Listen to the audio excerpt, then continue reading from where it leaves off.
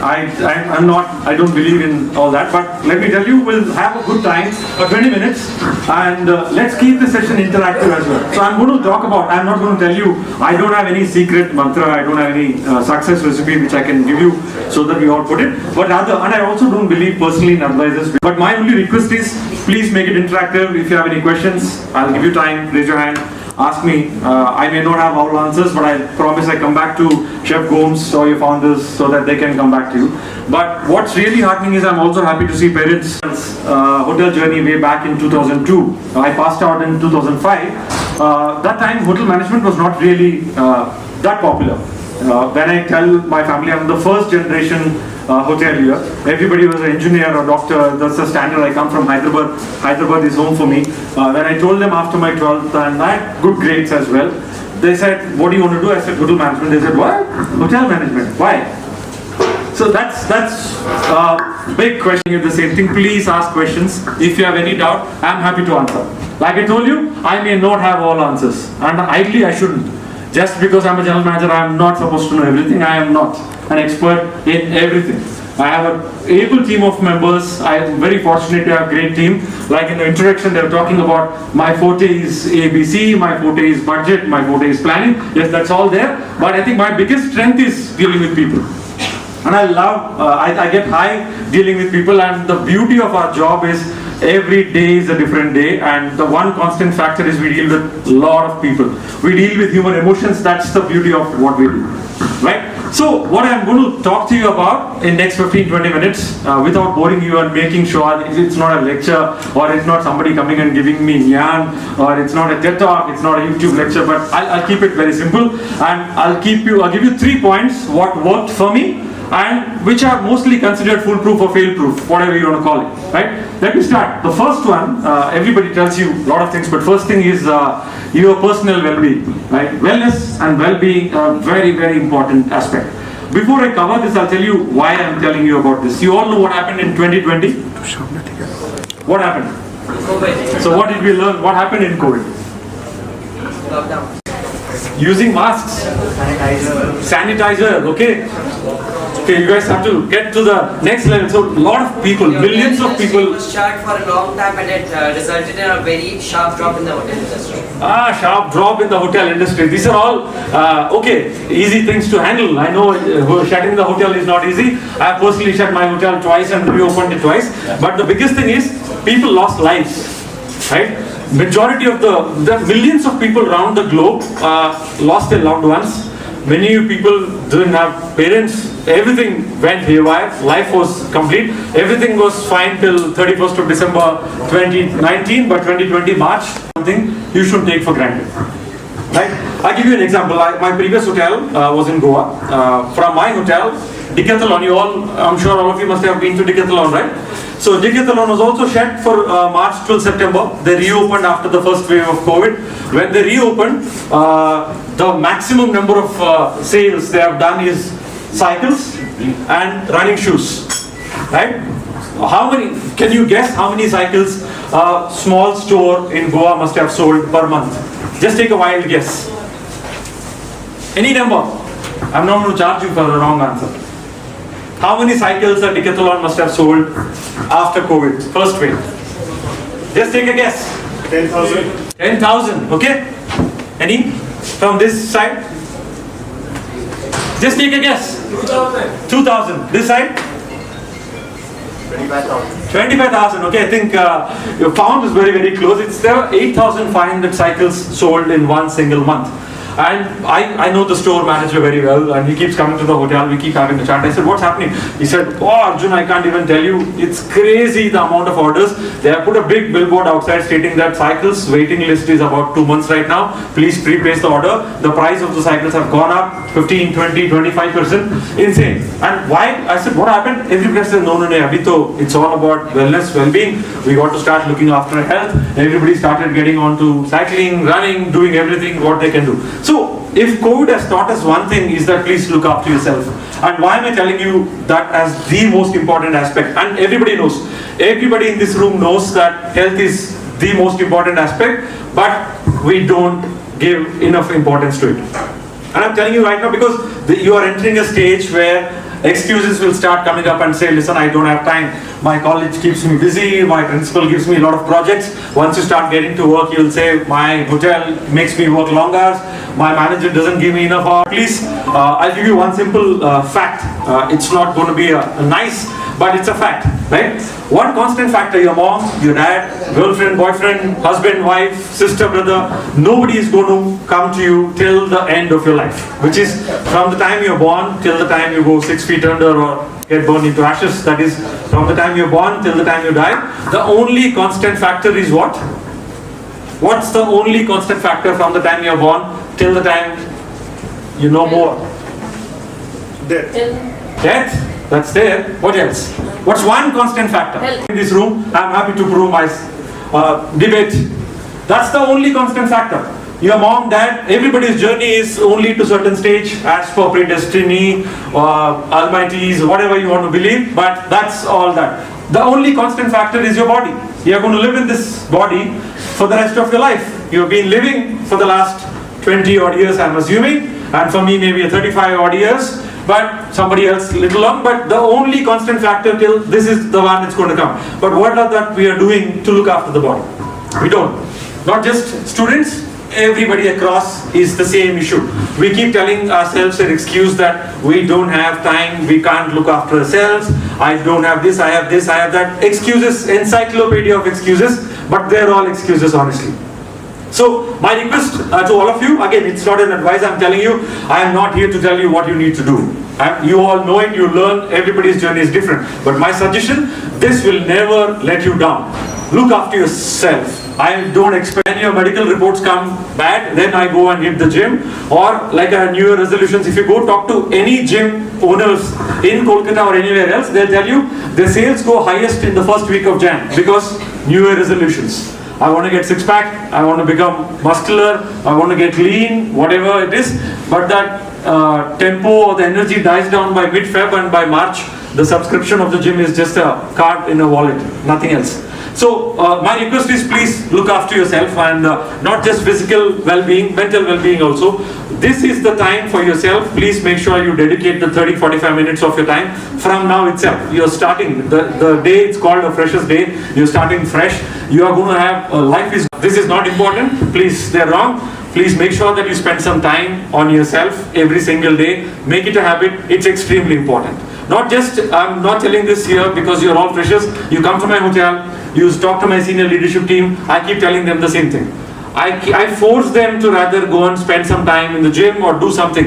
Even if it's during the midday, I will tell them it's fine. If your work is managed, please go ahead and spend some time on yourself. That's very, very important, right? So the first point, please look after yourself, which is physical and mental well-being, extremely important. If you like writing, please spend that 15 minutes, start writing. If you like learning an instrument, please do so. If you like taking a walk, please do so. If you like running, going to gym, whatever you feel like. But that is the time for yourself. No brother, no sister, no mother, no father, no professor, no principal. It's your time for yourself.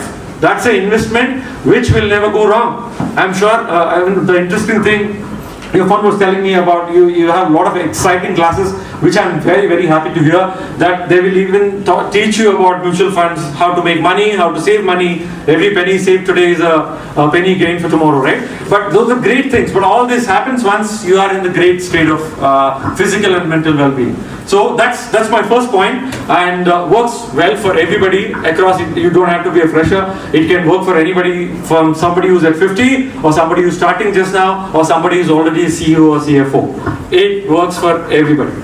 You clear on this point? Any questions? Feel free to ask before I move on to the second one. Any questions? Or looking at, so how many of you heard of this guy called Chris Gethin? No? So Chris Gethin is a trainer who trains Hrithik Roshan and likes of the Bollywood, and he's actually a Hollywood celebrity. In India, Chris Gethin trains only Hrithik. He's very well known for it. He's a bodybuilder, come a coach kind of stuff. So I was very fortunate to attend one of his sessions. So to answer your question, I'm just giving you an analogy so that I come back to the answer. So I went to his session when I was working with the Taj, and I was fortunate to be in the audience side, and Chris Gethin was this side, and the audience was a lot of CEOs, CFOs, big company general managers who people manage. So Chris gets and asked the same question, said, any questions? Raise your hands. All this is fine. But I manage 1,000 people. I travel 5 days in a week. I take about 20 odd flights in a month. I have no time to do all this. You saying is all fine, that's not. So then Chris very nicely gave one statement. I still have it. He has given a book to me whenever I feel to actually look back into the book.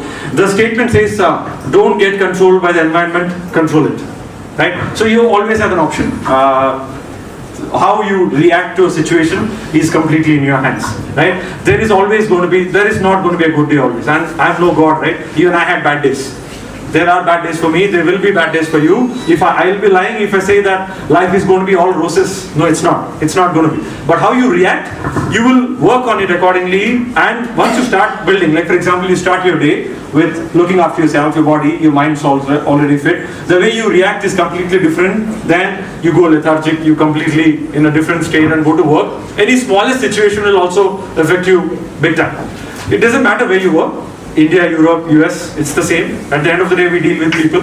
People are emotions. Every emotion is different. So you got to handle that accordingly. But one thing you always look at it is a Prime member on Amazon. In cities like Metro, like Kolkata, Bombay, Delhi, you can get whatever you order in a span of 4 to 6 hours. How many of you are Prime members? How many of you ordered through Amazon? I'm sure most of you have ordered through Amazon, right? So anything you want is instant click. Why am I saying this? It's instant gratification. You get everything you want instantly. So I'll tell you about, there's something called process and there is something called result. This generation particularly, we got to actually take a step back and focus on the process, not on the result. I'll elaborate and feel free to ask. I'm sure you'll have a lot of questions about this. Feel free to clarify, I'm happy to answer. Like I said, if I don't know, I'll come back to you. But hotel, we have about 400 employees working in the hotel. Most of them are youngsters. I feel very happy the fact that average age of my team members who are starting is between 22 and 24. I have department heads who are under 30 as well. I have ExCom members who are under 35. So it's a great sign. But what I see in them is impatience.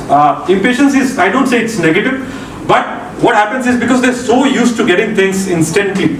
I'm telling you for my daughter, if I have a 10-year-old daughter and she wanted to order some nails for one of her ballet performances. All she got to do was go onto the iPad, click the nails, and the nails was delivered to her in like 4 hours time. So she actually doesn't know the value of how it is, because when we were growing up, if I had to get something, it's a waiting time. From the time I tell my dad or mom, from the time they place it, and they're not going to give me instantly. From the time I actually get it from what I want, it's nearly at least 2 weeks or a month sometime time. These days, she doesn't get, it's okay, I order, I get it. What is the big deal about it, right? So take things a little more perspective. Whatever you want, click, and it's delivered. If you want love, swipe right. Yeah, it's a process, right? You can't get better in a day. It's a process, but yeah, that's good. At least one step. Right. Nice. I have thought it for about 1 or 2 months, like that short term. Nice. Very short term. That's good. See, that's exactly what it is. So, why am I talking about short-term? Thank you so much. One process in this is be obsessed with your short-term goals, which is your process. For example, yes, you all have to graduate, you all have to become, join in hotels, travel and tourism, whichever industry you choose, you eventually will become general manager. But that's a very, very long drawn shot. It's not going to happen in next 5-7 years. You will take some time. But what you got to do is that, what is the best I can do in this 1 week that I've joined? This is the freshest day today. What am I going to do in this next 1 week that's going to help me, enhance me, or make me better than how I was the week before, right? The week before, I didn't have all the resources available. The week before, I didn't have all of this with me. But right now, I have all the resources which the college is giving me, right? NIPS is giving you all the infrastructure, NIPS is giving you all the talent, NIPS is telling you what needs to be done, NIPS is getting you the best of industry leaders, asking them to come and tell you what needs to be done. They're even telling you how to manage your money, right? So how best I'm going to understand, grasp, how am I going to make sure this week is fulfilled in such a way that I do the best of my ability. And my comparison with this, how was, say for example, Arjun this week, how was Arjun last week? Is Arjun better than how Arjun was last week? If yes, very good, go ahead. No, if not, what did not work for me? What should I do to make sure I get better? And once you get obsessed with this process, result is merely a byproduct of it. right? You can't really work to become a general manager. You can't, again, general manager is not just a designation to stop it. You can go much higher. I'm only telling you as an example. But that's not your end result. That is your end result, that's your goal. But what am I doing to do that? So for that I got to become a very good associate first. Right? I can't train to become a general manager first. I had to also start like all of you. I was a college student. I got my graduation at 2005, started working 2006. So I started working as a front office associate. Then you got to work like a very good front office associate to become a team leader. Right? You got to become a really good team leader, start managing the people, then only you become an assistant manager. You got to be really good at managing people, that's why you become a manager. Then you become a department head, then you become a division head, then things happen automatically, and this is a process. And I'm not telling you that I was like this from before. So it's also my experience and learning. I told you I'm not into giving advices, but this is what worked for me, what I did not do right, and what I started doing. Like in the beginning, my question was also, I had a very fortunate bosses, very good ones. They used to ask me the same question, how's it going, Arjun? My only question to them was, when am I becoming team leader?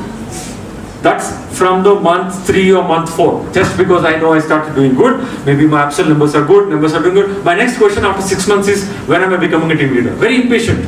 I was also like you, very hungry. I said, what next? What's next? What's next? But I used to lose focus in stating that, am I doing justice to what I'm doing currently, or my focus is only on becoming next. So I started realizing this aspect maybe midway, once I'm at a mid-level management. That's when I understood that you got to take this one step at a time and focus on the short-term goals, and also gives you happiness, right? Why I tell you short-term goals give you happiness is, how many of you know about Usain Bolt? Everybody knows? Yeah. How many of you know Kipchoge? No. He asks me about the 4 years I was actually slogging day in, day out. The practice I've actually put in those 4 years is a result of this 9 seconds. And the world only looks at those 9 seconds, but they don't tend to look at that last 4 years of rigorous practice, more number of failures. Right? So, putting back to perspective, forget about Usain Bolt, he's not in front of us, forget about Kipchoge, he's not here. I'll tell you what are we doing as students right now is very simply stated, right? You start your college, this is your freshers day, you have a great events, everything gets right, you get back to the classroom. Your focus has to be how am I going to become a great student in the class? What am I doing to ensure that whatever my professors, lecturers are giving me, I'm grasping everything else, ask right questions, learn, and continuous process of learning. This should not stop, right? You continue for month after month. Your results in your exam is purely a byproduct of what you're doing. You're not going to prepare for your exam on day one, right? Today you're not going to think about my first year exam results, what's going to happen, what is going to be in practical, what's going to be in the theory. No, focus on day one. Let the day one go properly. Day two, let the day two go properly. And if it doesn't, there is a word called introspection. Introspection may sound very jargon, but it's about asking yourself, right? If say Arjun, what's your name? Gosh. If it did not go well, what did not work as per my plan? You only made the plan, right? For yourself. It's not your mom, dad didn't make the plan, your professor didn't make the plan. You made a simple, like at this time, I want to go for my exercise, want to spend time reading newspaper, I want to do this, then go to the college, A, B, C, D. You have written 10 points. Day 2, you finish day 1 and see, have I accomplished all 10 points I have listed below? Yes, good, you're making progress. Go back to day 2.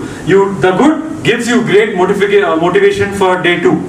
No, it will also helps you introspect what did not work well. Maybe I didn't plan something realistically right.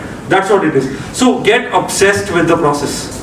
Same thing you do when you come to work in a hotel, you work in an airline, wherever, whichever industry you choose. Get completely obsessed with the process.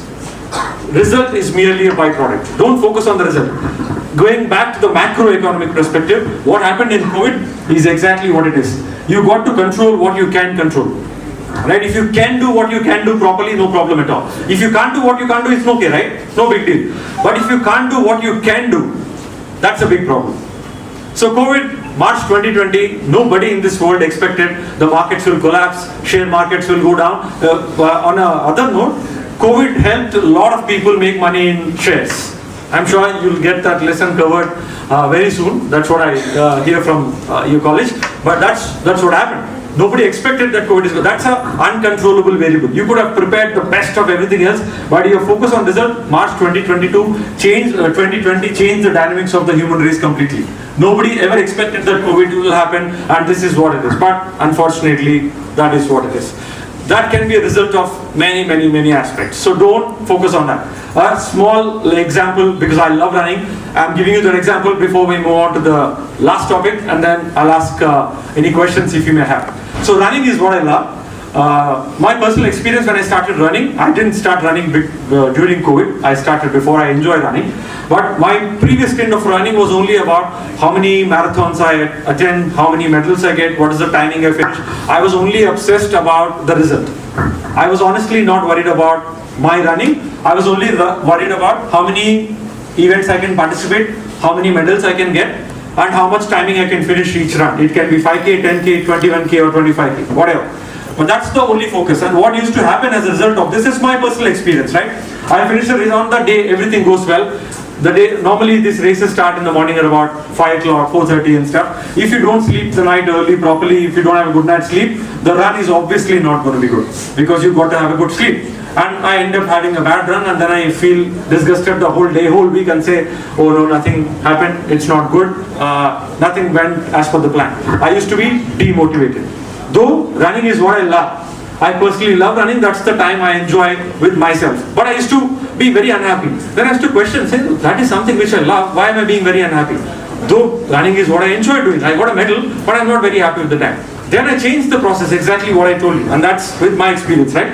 I enjoy my everyday runs. I don't look at the competition. I don't look at TCS 25K Kolkata. I don't look at Tata, any runs. I just look at every day that 45 minutes to 1 hour, whatever time, is that my time? Am I enjoying the run? What am I doing to enjoy the run? And once I started doing that, result was completely a byproduct. After coming to Kolkata, I have done about 4 runs, with 2 with TCS Kolkata, 25K and stuff. My timing was predominantly very good compared to what I used to do before. Right? I was more thinner. I used to run much faster, but surprisingly, my Kolkata runs were far better than how it was before. And all because my focus was not on the result or the medal or the run. My focus was only on my practice, my runs every single day. I enjoy my runs back home after a long day at work. That's my time I look forward to. I started enjoying my runs. So result was merely a byproduct. And I got confidence stating that I can actually tell you this works in real life. And the example is right in front of you. I worked in situation A before, where only focused on result. Used to get disappointed if things don't go well, because things didn't go well not because of my practice. Things didn't go well because of many situations which are beyond my control. What worked for me? So for all of you starting fresh, great start. Please focus on this. And anytime if you feel you're deviated, get back to the paper, back to basics, see what worked for you.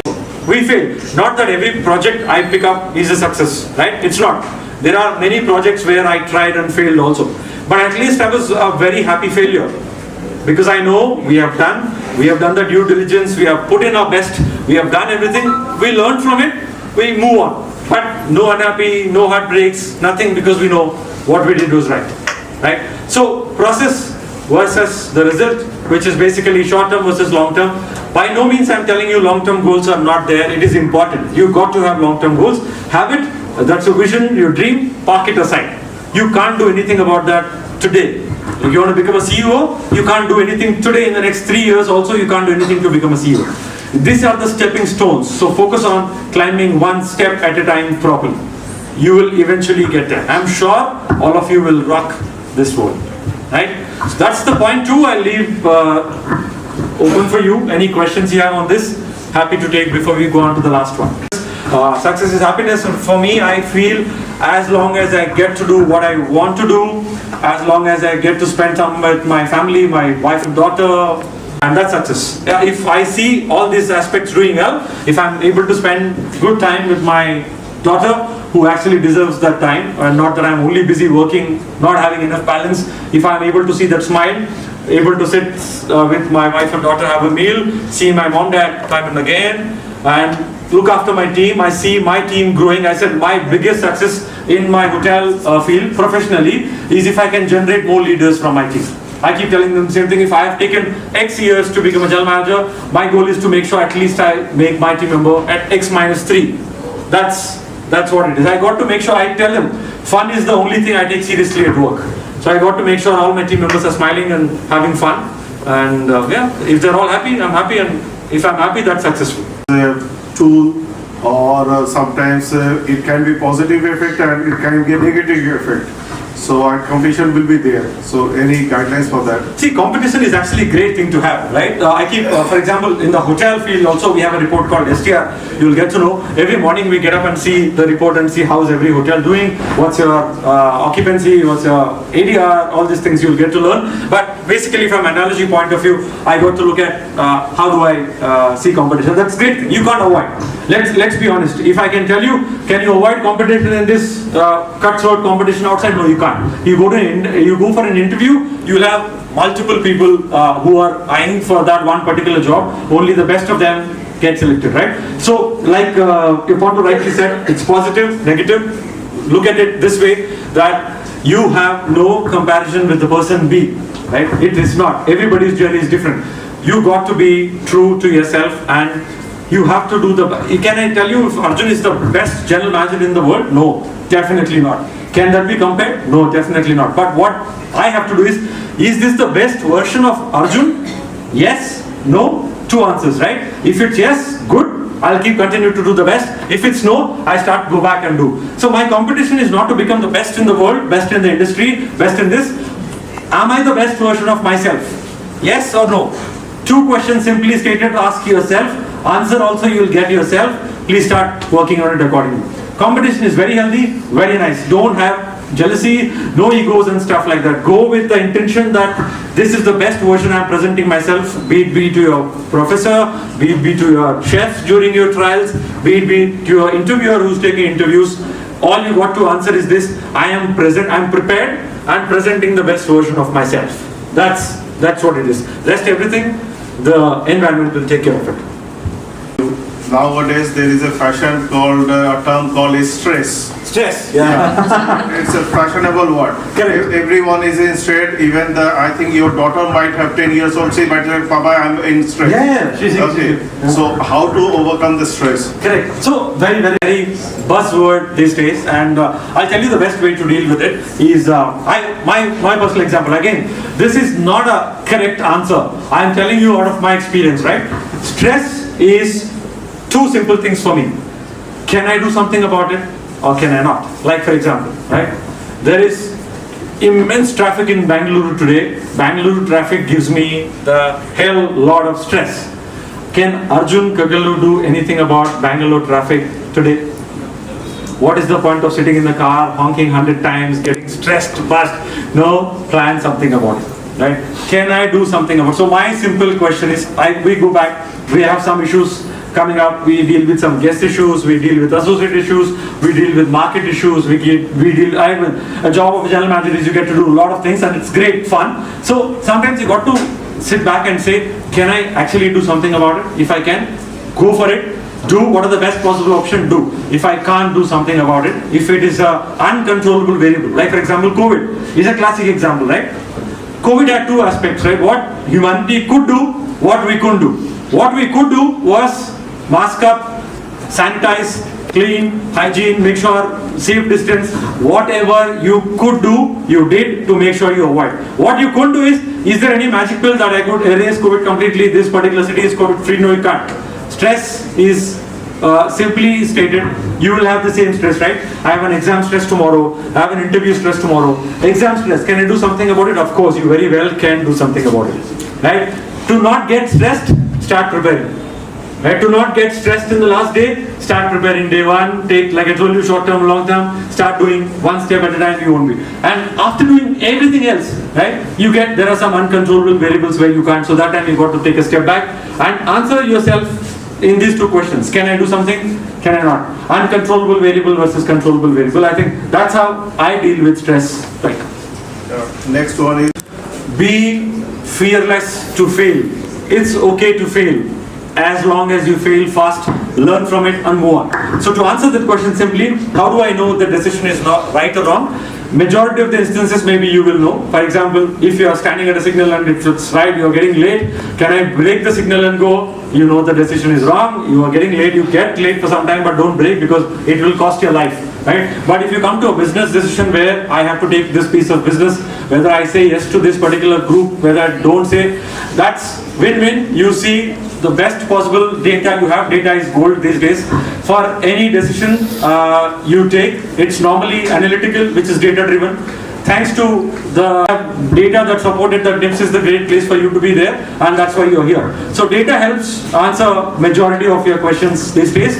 Otherwise, simple blackboard or a white paper analysis to go back, put pros and cons, and take the best possible decision. And my suggestion is, you're young, nothing wrong, you failing is absolutely fine, but fail fast. No problem at all. Learn, grow. There is always a learning from it. You will never have anything to lose. In a hotel or anywhere, not only hotel, in a hospitality world. Okay. So, like I told you, we don't deal with the systems. Yes, we deal with systems as part of that helps us do a job, but our key forte is people. So we deal with people, we deal with emotions, we deal with human beings. That's exactly what it is. You got to learn people skills, right? You got to learn. And job of a manager is actually managing more managers. And job of a general manager is he is managing a couple of directors. Those directors are managing a couple of managers. So basically, people managing people. It's about people management, which I'm going to talk to you about. How to deal with upsets? Upsets, normal. Everybody has a different way. I don't have a right answer. I face failure. I think I de-stress by going out for a run or spending time with my wife and daughter. They take away all the stress. Sometimes go back, start analyzing what actually caused that failure or a heartbreak or whatever is it. The reason that upset you, please find out the root cause analysis. Root cause is very, very important. Very, very important. Don't go into the on the top of the surface. Get into the details. Right? What actually triggered? Why you failed? What happened? Go back to the details and start addressing the root cause. I'm sure you'll find out the reason. You will not repeat the same mistake again. And everybody will find out a new way to deal with their stress. Some may like singing, some may like dancing, some may like going out for run, some may like spending time quiet with themselves.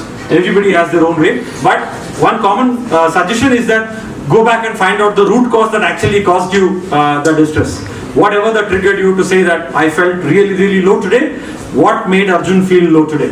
Is it the bad traffic that I was coming on the way to work, or the schedule I planned didn't work the way it is, or my daughter's homework didn't happen on time, or a guest abused me, whatever is it. Find out the root cause, address it, deal with it accordingly.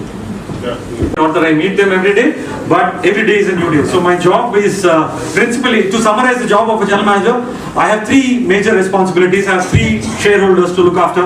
I have my owners and the brand, which is the owners of the hotel and Accor. I got to add value to them. How do I do it? Is by ensuring that I get good business, I make good top line and give them good profits. That's one part. I have another aspect, which is the guest. I got to ensure every guest who walks in through my door has a good experience. And the most important third aspect is my team who works with us, right? So I got to look after them. So my job is to add value to all three people. My job as a general manager, simply stated, is balancing the time during my day, week, month, year, to make sure I generate value to all these three stakeholders equally. Make all of them happy. This question, hospitality. Excellent. What is your usual day? Okay, so so day starts early. The hotel between 8:30 to 9, depending on the traffic. We go take a walk around of the hotel, look at all the front of the house areas first. That's my first half of the day. I go catch up with the departments, department heads in their respective areas. We have a small meeting. Not necessarily I'm against meetings. I don't do a lot of meetings, but I like to meet the team members on the shop floor, talk to them how's the day going. We have a key meeting with the sales and marketing, because that's where we get to see what happens in the hotel, where is the money coming from, what sources, how's the day, month, week looking. The job of a general manager is not actually on the day for the day. We work 3 months, 6 months ahead. To look at the day-to-day operations, we have department heads and operation managers who look at it. My job is more strategic. We also spend a lot of time. I love walking and talking to the team members on the shop floor, so I spend most of the time there. Post lunch, I have second half of the day. I go into the back of the house areas. Back of the house is where guests normally don't go. You have your hotel as a beautiful front facade, but the heart is actually behind, where your engineering, housekeeping, talent and culture, which we call human resources, finance, admin, all the areas are there. So we go spend some time there, walk around. Usually in the evenings when we have majority of the corporate guests of the hotel come back to the hotel, that's the time we as the general managers get to spend time, talk to the guests one-on-one. We have a nice premier lounge where all our elite guests come and stay there. So we go talk to them there. Call it today. I normally finish my day with a run. I run back home whenever possible. Weather is very kind right now, but it's been very hot unusually of the last few days. And spend some time. I'm not much of a reader, but spend time with my daughter off to bed. Pretty much simple, but again, the beauty of a job is I can't actually tell you how my day is going to be tomorrow. As much as we like to be planned, there can be a sudden meeting where the guest wants to meet a general manager, he wants to come, and the guest meeting sometimes can finish in 5 minutes, sometimes can go for 1 hour, and based on that the rest of the day gets planned. But our job is as dynamic as it can get, and that's also equally fun. Right, so see, one thing I was very short. I knew what I had to do today. So I was telling my daughter I'm going to see a lot of students today. So she was excited. Where are you going? I told her. So my day, as much as it's dynamic, I already know today. Till lunch, I know what I was doing. So I know I'm going to spend time with all of you, which is great. So that's what it is. I have a question that can you please give us some suggestions for internship and your internship experience, sir? My experience, or you want to know about? I want your experience. Okay. So, yes. Give us some suggestions also. Okay. So that's where I did my industrial training. I was in my second year of college. I honestly was not exposed to the hotels. I was only attracted to hotels, being honest, into the glamorous side of these suits, nice air-conditioned workspaces. That's how I was excited. Only when I went to the industry live, I could see it's an eye-opening experience of hospitality for me. So my suggestion is, it's a game changer. What you got to do, you will decide during those 6 months. Right? I only after finishing my industrial training, I knew I want to be in front office. That's my area. I know a lot of my friends who after finishing the industrial training decided they got to be in kitchen, they wanted to be in service, some wanted to be in sales and marketing, but that 6 months of industrial exposure training gives you the real hotel world experience, right? Till then, all you see on books, you understand what's metering, how the hospital fold is done, all that on the books looks fine. But once you get to the hotel, see how dynamic and how quick the operations work. It's a different ball game altogether, but it's a lot of fun. I actually asked Arjun to ask more questions. I was honestly just following the instructions. My team leader or whoever assigned to me told me to go do this. I used to do that, finish, work, come back, home, sleep, go back and work. I honestly didn't ask many questions. I regret that right now. I wish I can ask more questions. It will help you during the interview. Because in my interviews as well, I have questions that came back. Where did you do industrial training? I said this hotel. They actually asked, oh, that hotel had a fantastic bar. Can you tell me something about the bar? I honestly was not, I worked in the bar, but I worked in the bar as somebody who just helped. Never really paid attention, never really paid a thought. What are the best drinks they serve? The bar has an USP, what is that? So ask more questions, be more inquisitive. I'm sure this generation is far ahead. I'm sure you'll make the best use. But my suggestion, please ask questions. You see a lot of new things, don't assume anything else, ask. It's better to ask. So please, and it's a great experience, you'll love it. Yes, so there's another question. Yes. Tough to be patient. So what is the key point to be patient in? I don't know why do you say it's tough to be patient. I'm sure it's stereotypical because you heard from some people. Things are very upset over something, who wants to speak to the general manager. Tell me, do I have an option not to be patient? Can I tell him, hey, listen, I have to go back. Can you please finish whatever you have to say and then I'll go? I can't say that. Right? We deal with human emotion. Same is with the people. So it's not really tough to be patient anyway. Like my daughter doesn't work in hotels, she's still impatient. She wants to learn all her English chapters in half an hour. Papa, in half an hour, let me finish this. I said, how can you finish in half an hour? She takes time, but she's like, no, I don't. I want to finish because I want to watch her, I want to go out play. So patience is a virtue. You'll work your way through it. Thank you, sir. Trust me, hotels are no different. We are exactly same as any industry, and hotels are equally evolving. Anybody who have heard horror stories about hotels are not true anymore. We are equally very friendly organizations. You will see it once you start working in the industry. Industry has changed a lot in the last decade. We are human beings are social animals, right? You can't, like for example in COVID also, what happened in hotels was only physical distancing. Social distancing as a word doesn't exist in hotels. You can't really distance from a guest. It's only a physical distance where we have to maintain the distance of 2 meters and stuff. But socially we are never distant. Right? Why am I talking about that particular aspect is, from this time, give emphasis to genuine human relationship over transactional deals. What I'm saying is simply stated, I keep telling my team also the same thing.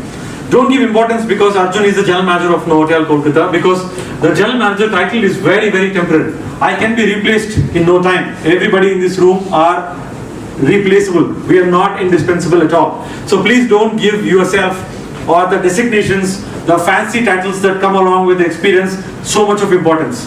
Right? My request is add value. Humility is one of the highly underrated aspects.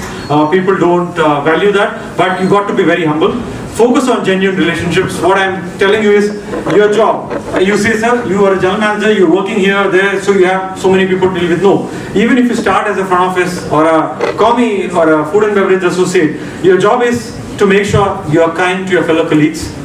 You add value to them in whatever best way you can. Intentionally, you don't do anything wrong. Intentionally, you don't harm anybody. Your idea is to make sure you add value to them. People should remember you as a person who they worked or spent a minimum amount of time, but you left a maximum impact on them.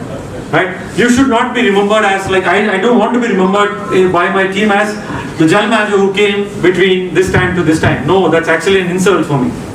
I don't want you to remember my designation at all. I want you to tell me that I worked with Arjun, I had good time, I learned something, he learned something from me, we both had a mutually beneficial relationship. That's how life should be. And in branded hotels where you have multiple options, hotel rooms are exactly the same, brand differs and stuff. What makes a difference is how the people treat you in that particular place. Like I'm sure you must have heard about this phrase that people don't recognize the number of valuable presents you have given them, all that, but they certainly remember how you make them feel. It is important. This is applicable to your parents, applicable to your siblings, applicable to your best friends, applicable to the guest, applicable to the business, what we do these days also. So don't have any transactional deal. Okay, I do this because I get this, I do this because I get this. It's not long term, you can't sustain that. Focus on the genuine human relationships, which is actually missing right now. Start focusing on that. Trust me, you will succeed much faster. I have many guests who come and stay in my hotel who come and give me this feedback that hotel is just a brick and mortar, right? It's depending on the size of the hotel, the amount of money the investor can put in. I can build a hotel for 1,000 crores, somebody can build a hotel for 2,000 crores, somebody for 100 crores, somebody maybe 50 lakhs. It doesn't matter the money, who adds soul to that building of that hotel is the people who work there. And what we teach people is that you got to be warm, compassionate and add value to people who you work with. That's the basis of everything we do. So simply summarize 3 things you got to look after is, first is your health and well-being, both physical and mental. Look after yourself. Second, process versus result. Focus, be obsessed with the process. You are at the right time, right age. Everybody, not just you. Even I should be only obsessed with the process. Result is merely a byproduct. It will come to you and it will come to you very nicely. Third, focus on the genuine human relationships. No transactional deals. Be it your friend, professor, chefs, your founders, your hotel colleagues, everybody. It's the same thing. These things will never disappoint you. These 3 points I've actually covered, with my experience, will never disappoint you. There's nothing that can go wrong with this, right? So, I leave this with the forum with you guys. Please feel free to ask any questions if you have on this. Happy to answer. Spending time with you guys. Thank you. All the very best.